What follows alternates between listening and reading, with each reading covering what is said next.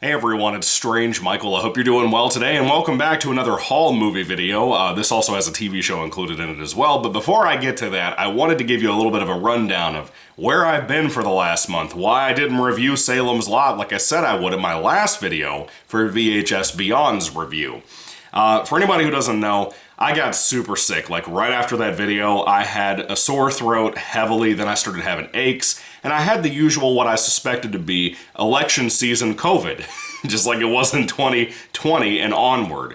I thought for sure that's what it was.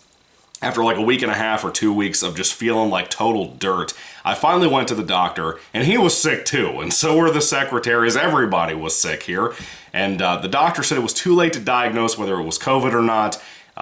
It was a very quick visit. I asked him a bunch of stuff about like humidifiers, and I bought a humidifier, and it helped tremendously. But now I'm seeing people talk about having walking pneumonia and stuff, and I'm convinced that's what I had, because I'm still coughing shit up, and I feel still 100% better now than I did, but it was brutal, man. Totally brutal. 100%. Anyway, I hope everybody that might have had the same thing I had, whatever it was, including my poor wife, who is now finally feeling better too. She got sick after me. I hope everybody is feeling better. Now, after I got my voice back and I was able to record after 3 weeks of scratching my neck like a crackhead, trying to get around to recording because of how bad I wanted to talk about all the stuff I watched when I was out from work a couple of days, and when I was on the weekends and stuff, I couldn't talk about anything. But when I finally got my voice back, I was able to start making reviews, and a lot of that was on my comic book channel, which is called Michael Keikel, in case you care and want to check it out. If you look for it, there's a couple of channels of mine from the past and recently that I'm still kind of working on, but one in particular that has the default photo for the channel photo being Venom from the 94 or 90s, whatever year it was, animated series of Spider-Man. And I love talking about comics. I recently reviewed Mighty Morphin Power Rangers on there, in case you happen to care. But anyway, I've been wanting to review more stuff for this channel, but I just couldn't get around to it. I also had a birthday last week. I turned 30 years old, and I feel like it, let's just say. And of course I would get sick right before that. Hopefully that's the last sickness for the year, because if you guys also remember, my wife and I caught some kind of pneumonia thing last year at Christmas time, and we were so sick. I'm hoping that's the last one for the year for me, God willing. But I heard when you get 30 and upward, it starts to really kick your feet out from under you. Anyway, after all that rambling, thank you guys for being here. Thank you for being patient with me after all the stuff I waited off on to come back and talk about with you. There's a couple of things I want to talk about before I get into this haul video. I do want to kind of slow down on doing reviews for this channel and kind of just slow it up in general to talk about stuff a little bit more in depth. I thought about taking the Rambo Raff for Life route and kind of going in depth about the movies I review on this channel, but I still can't bring myself to do that. I feel like a lot of the time the reviews, when I do them that way, not when Rambo Raff or, The Choice Voice or Italian Stallion 51, another guy that I love watching, who's friends with those guys. When those guys do in-depth, spoilery reviews, they're always entertaining, and I really enjoy that. My channel feels like it should be more of like a spoiler-free advertisement thing for reviews, for movies, in my opinion, because I feel like that's where I really, have my A game at. But I think all of us like talking about spoilers and stuff when it comes to old movies like Halloween films or whatever, even though I've reviewed all that stuff. I could always re-review it someday with the spoilers, but it is what it is. Let me know what you think about all that down below, but I'm trying not to change too much. I want to do what makes you guys happy, but again, I'm not really taking the time anymore to review smaller offshoot shit that comes out every other week on Shudder or whatever. I just don't do that anymore. I don't even have the urge to watch that stuff half the time because it's usually art house fodder that I can't stand. So when it comes to the stuff that's really important to me, stuff that I really want to make a video on, I like doing it. I like talking about it with you all. So the in-depth thing can be cool, but I don't think it's going to be for everybody. I don't know. But let me know what your thoughts are down below. Getting to the haul video aspect of this video, though, I have quite a few movies and stuff that I bought recently. Again, I had a birthday last week, so I got some cool stuff to show at the beginning of this video here. One of them being technically 2 seasons of a TV show, but I also think that's a goddamn lie, and I can't wait to talk about that in a second. But the rest are really cool. I even have a documentary in here. I bought a couple of things from Goodwill and a local shop that I go to, too. So hopefully those will be cool to talk about. But I'm actually excited to revisit one of these movies that I've not seen since the theaters, and the other ones I have not seen except for the documentary. Anyway, starting off with the first thing, my mom and my grandfather came over with my wife and I. We went to dinner and everything on my birthday. When we came back, they gave me some presents, and the first three things here on the list that I have to show you are stuff that they got me. So, Mom, grandfather, love you, thank you so much.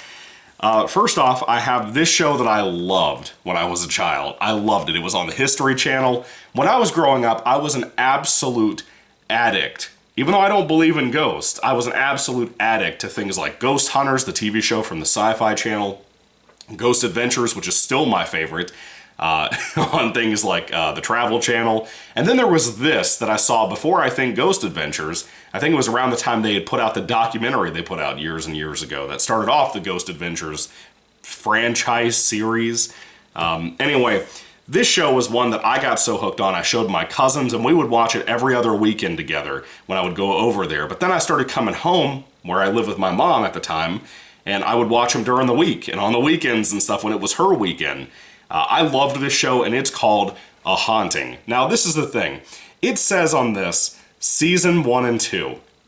And there's some caveats to that. At first I thought maybe this is a bootleg because it came in a very slim case, but children, once upon a time, if you happen to be too young, they used to put out some seasons of shows like this. I have seasons of Brady Bunch that are like in the sleeves like this, two of these packs at a time with 2 discs or 1 disc or whatever in each of those sets.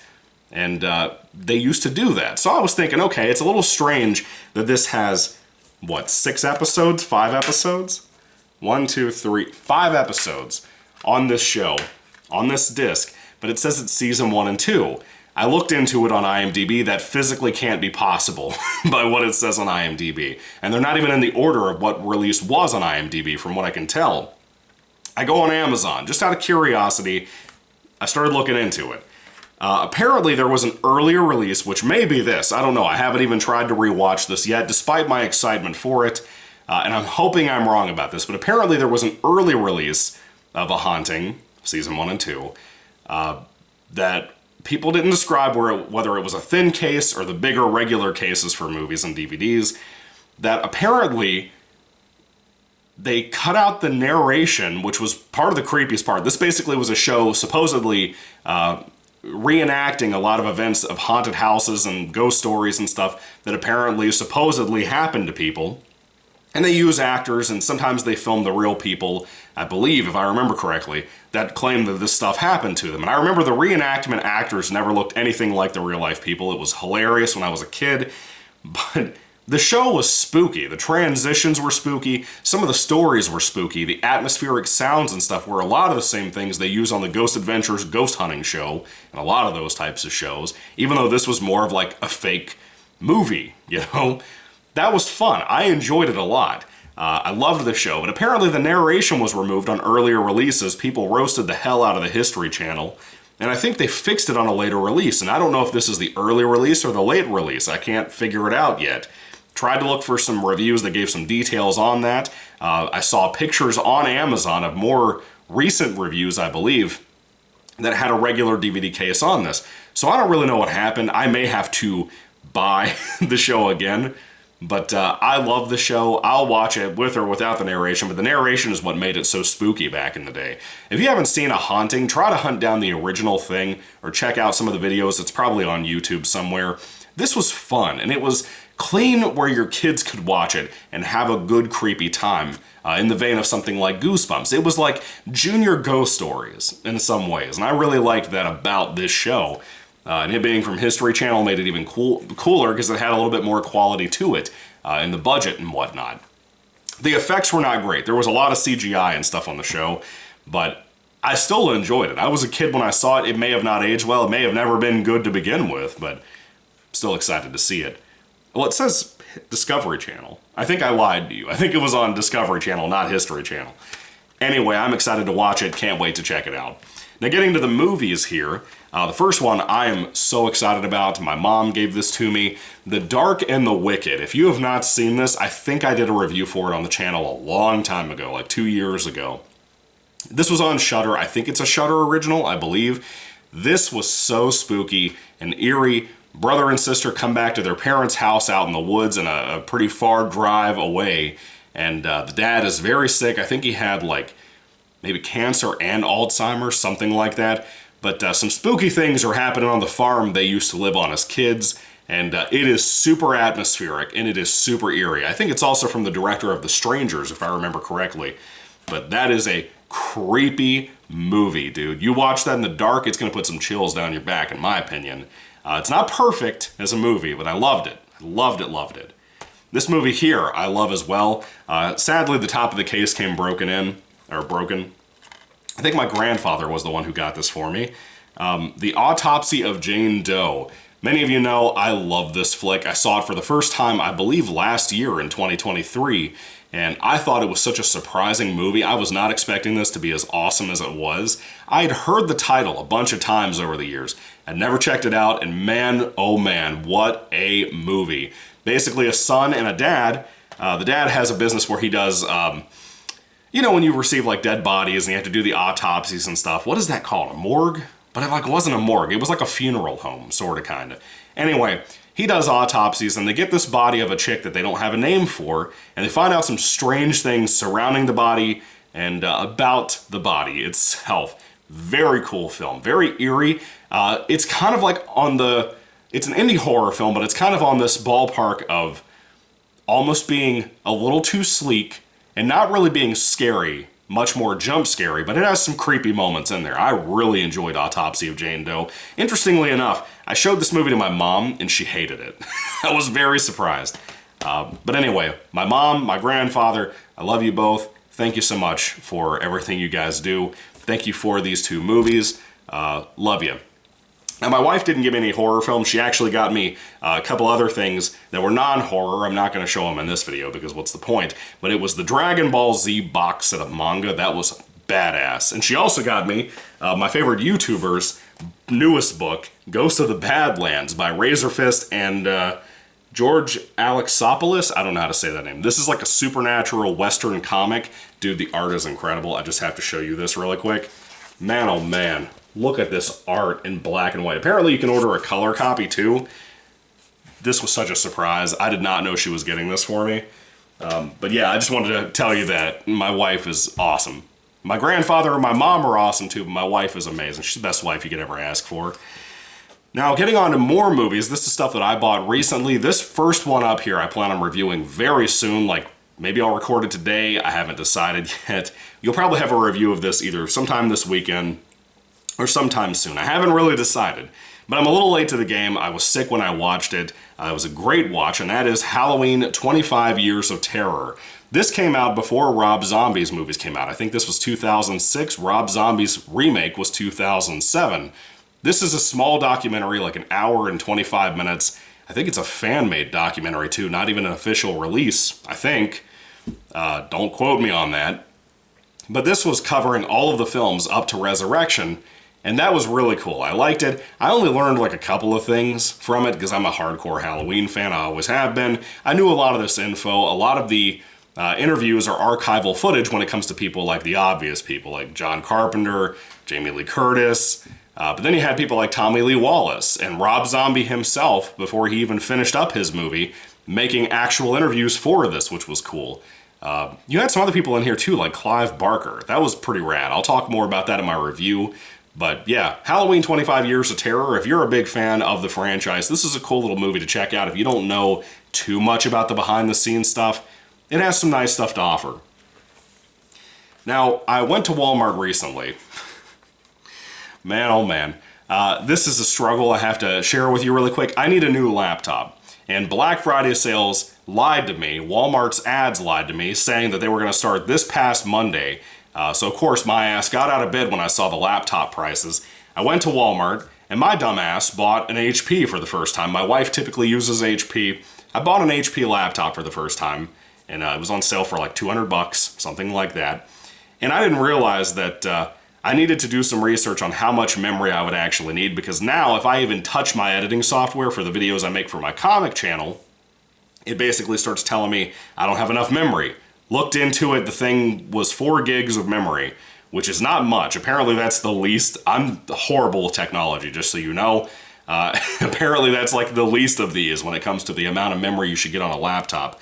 So as much as I like the laptop, and I struggled heavily adjusting my volume on Audacity for the microphone I use for those comic videos, I'm gonna have to take that thing back this week, and I'm really pissed off about it. So I even thought about buying a used laptop from this local store I love because I hate Walmart, because I hate Amazon and Best Buy and all these big franchise companies because they're fucking useless as far as I'm concerned. I thought about buying a used laptop for about the same price, if not up to $300, for a high-end laptop, which I don't do gaming or anything like that on my laptops. I always am a console guy. I thought about, trying to figure out the laptop thing, maybe getting a used one to support the local company. I'm always afraid of buying that because I'm like, what if I get somebody's like illegal shit on my laptop when I buy it? Supposedly everybody sets the things back to factory settings, but you never know. You never know. I've seen too many horror movies in my life. But while I was out at Walmart picking up this bullshit laptop that I'm dealing with, I picked up a couple of films dirt cheap. I think this one was like $11, $12 on sale. Godzilla x Kong: The New Empire. I haven't seen this, and I loved the original 2014 Godzilla remake. I'm a huge fan of Godzilla vs. Kong from a few years ago, from the guy who directed You're Next, a great horror film if you haven't seen it. But I wanted to see this because he directed this one too. Interestingly enough, I don't think I've heard anybody talk about this movie. I don't know if it's good. I don't know if it's bad. I don't know anything about people's general opinion on this movie in the general public, but I'm hoping it's good. I'm hoping. I thought about reviewing this for the channel. I probably will because monster features, even though this is more in the vein of monster features, more so than regular kaiju original Godzilla movies, that might be something more to talk about on my comic channel. I haven't really decided. Let me know what your thoughts are about that. Does it really matter? Does it really matter? I don't think it does.